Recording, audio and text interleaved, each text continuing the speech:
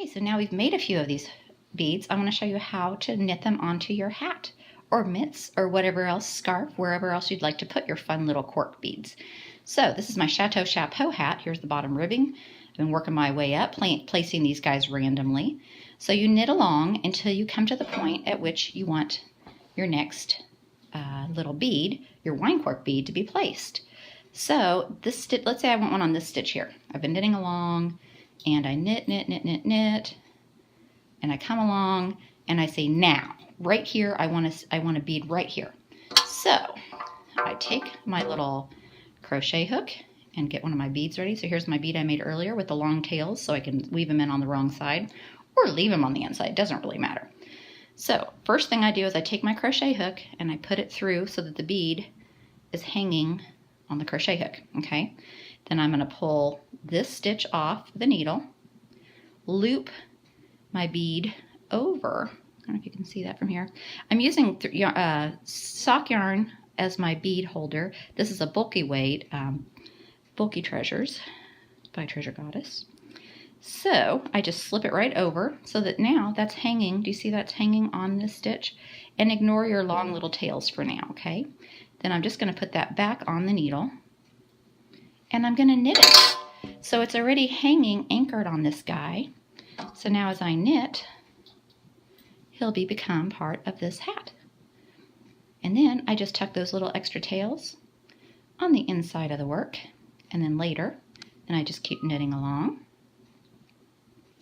Knit, knit, knit, knit, knit. And so now this guy is anchored, solid, part of my hat. How awesome is that?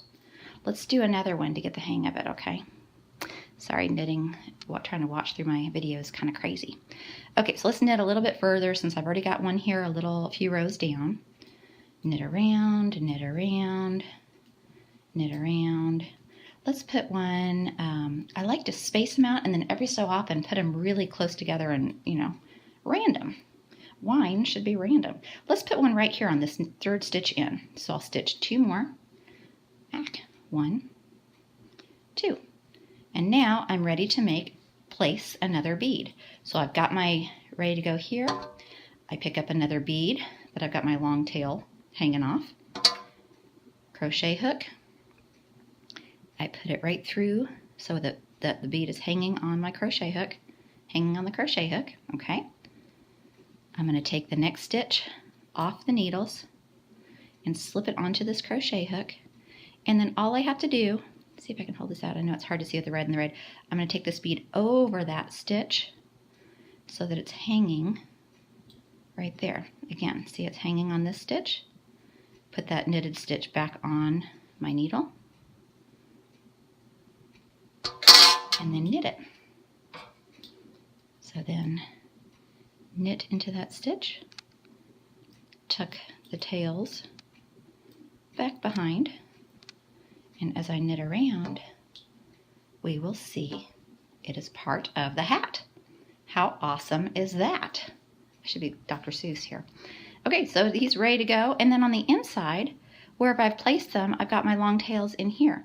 I can weave in a few ends, just zip it back and forth and all done. Or I can be a rebel and just leave them hang on the inside. Really, nobody's going to see the inside of your hat.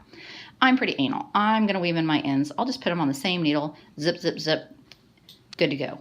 It's already secure. All you're doing is getting rid of the little evidence of the edge. So, I hope you enjoy knitting along with your beads, with your wine cork beads. How fun is that?